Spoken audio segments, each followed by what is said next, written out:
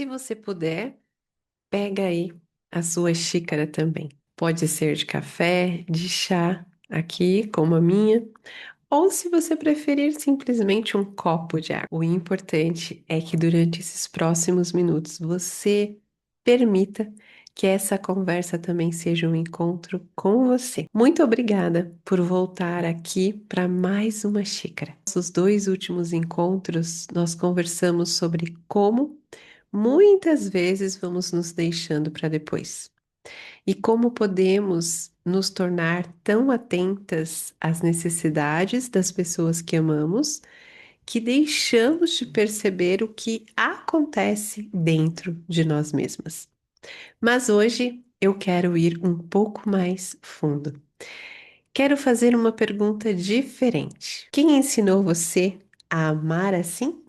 Bom, esses dias eu fiquei imaginando uma menina que deveria ter por volta ali dos seus 6 anos e que em algum momento ela começou a chorar. E alguém disse: engole o choro. Na hora ela parou. Talvez esse choro tenha acabado naquele momento, mas alguma coisa pode ter permanecido. Talvez aquela menina tenha começado a entender que demonstrar o que sentia incomodava. Talvez ela tenha aprendido que algumas emoções eram bem mais recebidas do que outras. Imagina uma outra menina. Ela tenta explicar que ficou triste, o porquê ela estava triste. Ela tenta discordar, ela tenta dizer que não gostou de alguma coisa ali que o outro tenha feito e ela escuta. Você está respondendo? Na hora ela fica quieta, mas também aprende alguma coisa com isso. Discordar pode colocar o vínculo, o relacionamento em risco. Melhor não incomodar. Melhor evitar. Melhor ficar em silêncio. Daí vamos pensar numa outra menina que cresce vendo uma mulher que ama colocar todo mundo em primeiro lugar. Os filhos, o marido, a casa, o trabalho, eu costumo dizer o periquito, o papagaio, o cachorro, o gato, ou seja, as necessidades de todos ali da sua família, ao seu redor. Talvez ninguém tenha dito. É assim que uma mulher deve viver. Mas ela viu todos os dias uma mulher agindo dessa forma. E existe uma coisa aqui muito importante sobre a infância, que as crianças aprendem muito mais do que aquilo que nós ensinamos com intenção. Ou seja, ela aprende por imitação. Ela imita o comportamento dos cuidadores, dos adultos que estão ali junto com ela. Por quê? Elas observam, elas sentem, elas percebem os silêncios, elas percebem os olhares, as tensões, o que aproxima e também o que pode afastar. Toda criança possui uma necessidade muito profunda de vínculo e de pertencimento. Ela depende muito dos adultos, emocionalmente, fisicamente. Então ela começa a perceber, mesmo sem ela ter consciência, de que quando eu faço isso, eu sou acolhida. Quando eu faço aquilo, existe uma tensão. Quando sou boazinha, sou elogiada. Quando discordo, alguém fica bravo. E a criança vai se adaptando, não porque ela é falsa, não porque ela esteja manipulando alguém, mas porque ela deseja preservar aquilo, aquele relacionamento, para que o vínculo seja preservado. E isso é profundamente humano. O problema é quando uma adaptação, que um dia ela fez sentido para ela, na verdade, continua comandando a vida dela, mesmo depois de se tornar uma mulher adulta, que já não precisa mais viver daquele mesmo jeito.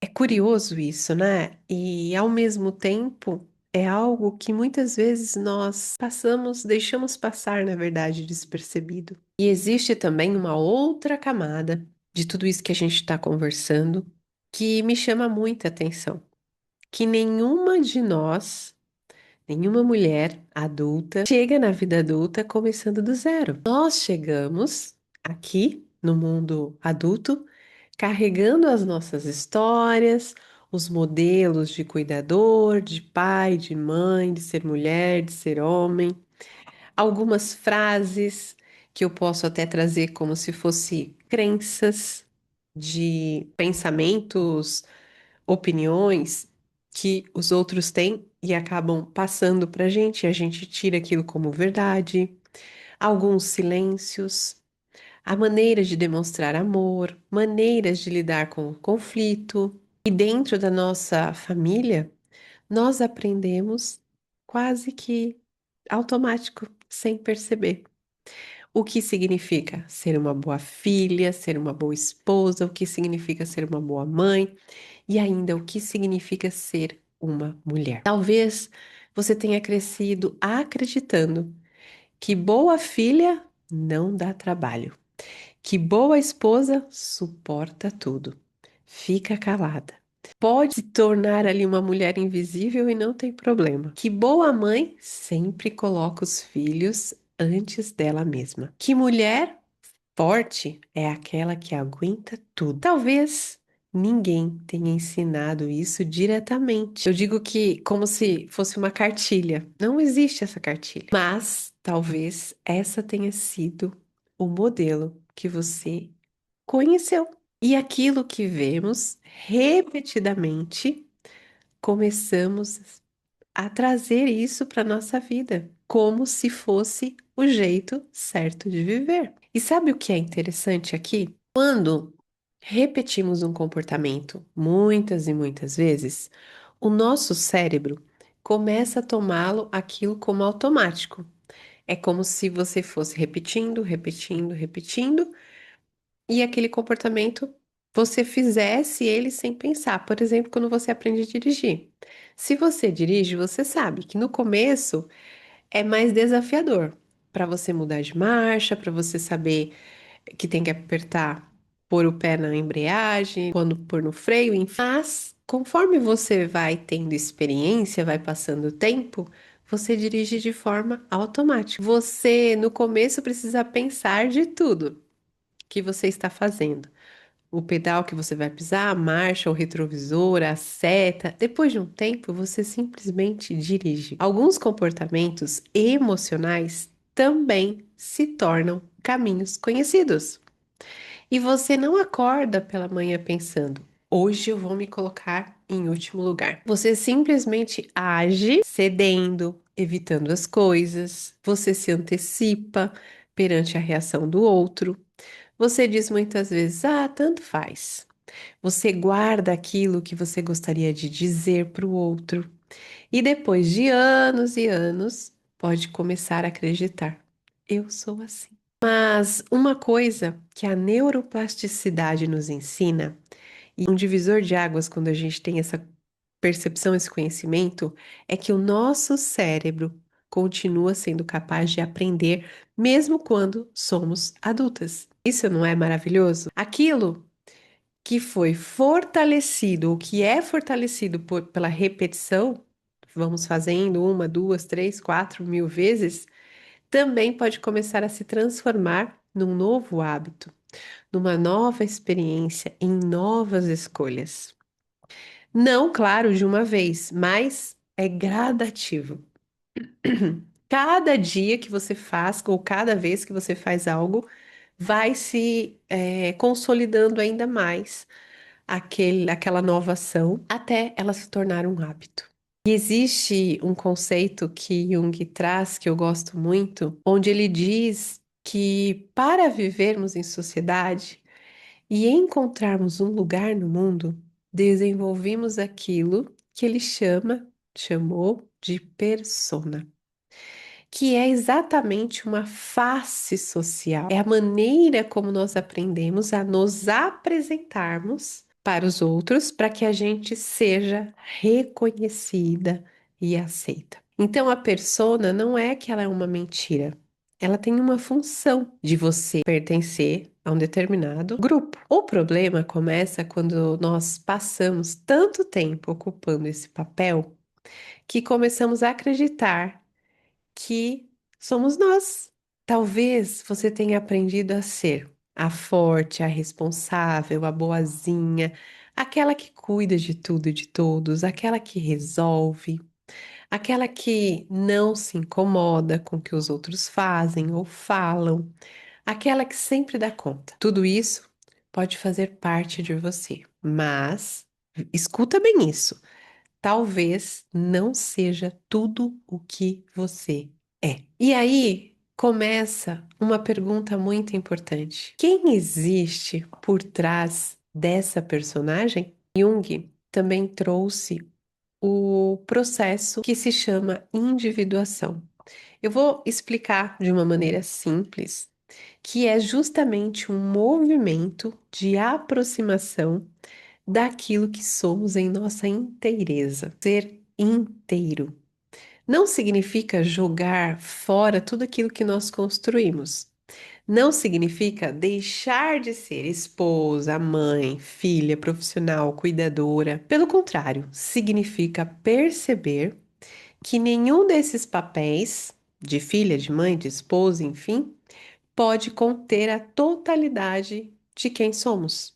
Olha só, talvez voltar para si tenha um pouco disso. Não se tornar outra mulher, mas começar a encontrar novamente partes sua que foram ficando escondidas, que elas ficaram sendo adiadas, deixado para lá, para depois, na verdade, silenciadas ou simplesmente esquecidas aí no longo dessa caminhada. Que é exatamente aqui que a espiritualidade começa a tocar na nossa conversa de um jeito muito profundo, porque talvez exista uma distância entre quem você aprendeu que precisava ser para continuar sendo amada e quem você compreende que é diante de Deus. Talvez você tenha aprendido que precisava ser sempre forte, sempre disponível, sempre agradável, sempre capaz de sustentar, de suportar e sempre pronta para cuidar. Mas será que tudo isso define realmente a sua identidade?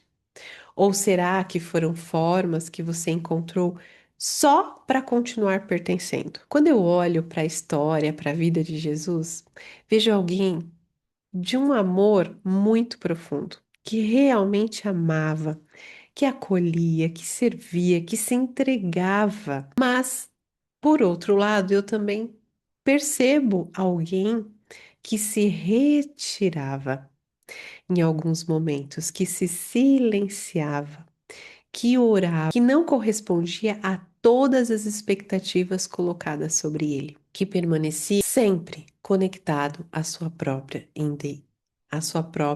identidade.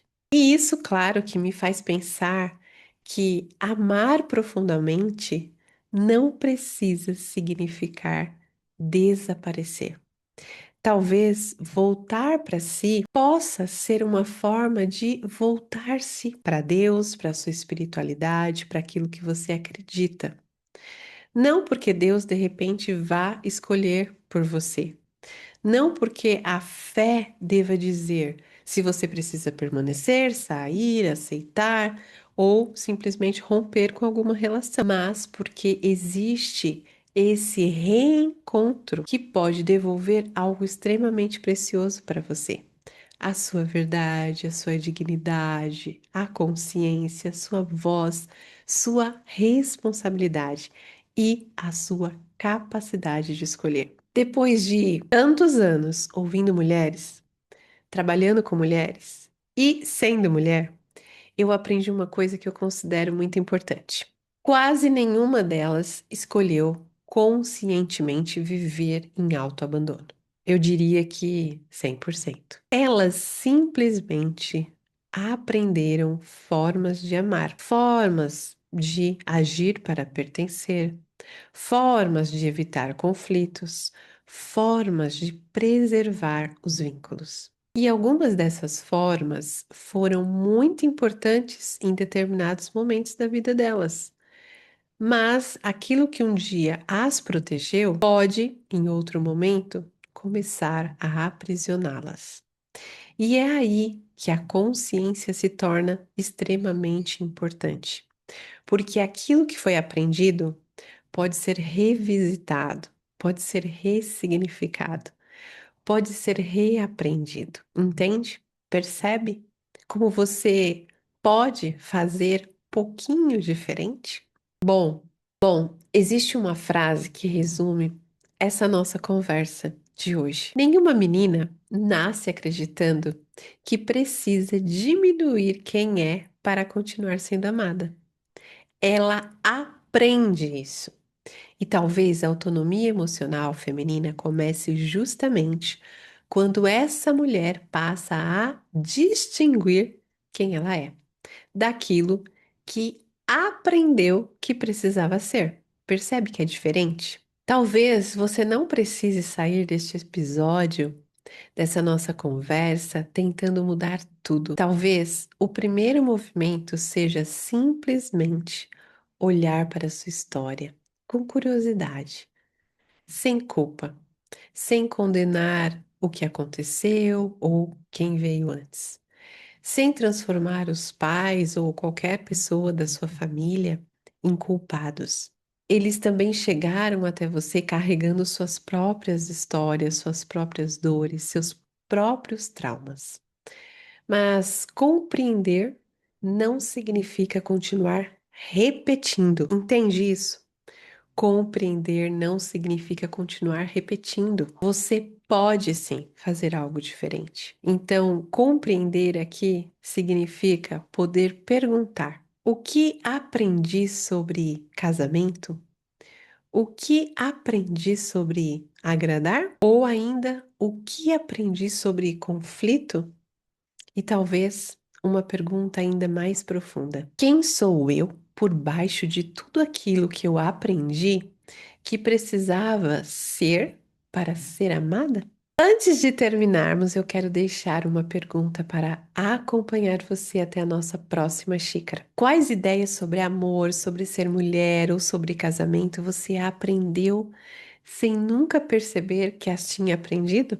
Talvez você possa escrever algumas delas e, diante de cada uma, perguntar: isso ainda faz sentido para a mulher que eu sou hoje? E se a fé fizer parte da sua vida, talvez você possa acrescentar uma segunda pergunta: isso combina com quem eu compreendo que sou diante de Deus? Não tenha pressa para responder. Às vezes, uma pergunta precisa caminhar um pouco ali com a gente por alguns dias antes de revelar alguma coisa. E talvez hoje você tenha percebido que alguns comportamentos que pareciam simplesmente fazer parte da sua personalidade podem ter uma história. Eles começaram muito antes, foram aprendidos, repetidos, fortalecidos. Mas isso, minha querida, não significa que precisam continuar conduzindo a sua vida. Você pode sim honrar aquilo que viveu, honrar quem veio antes de você, reconhecer os recursos que um dia ajudaram você a pertencer e, ao mesmo tempo, começar a escolher o que deseja levar daqui para frente. Porque talvez ser autora de si não seja apagar a história que você recebeu. Talvez seja finalmente poder escolher como deseja continuar escrevendo sua própria história. Obrigada, minha querida, por dividir mais essa xícara comigo. Espero encontrar você na nossa próxima conversa. Fez sentido para você? Compartilha com aquela amiga que vai se beneficiar dessa nossa conversa. Até lá, cuide de você, cada dia um pouquinho, e se permita poder fazer cada dia um pouquinho diferente, porque amar não deveria custar quem você é. Até nossa próxima xícara.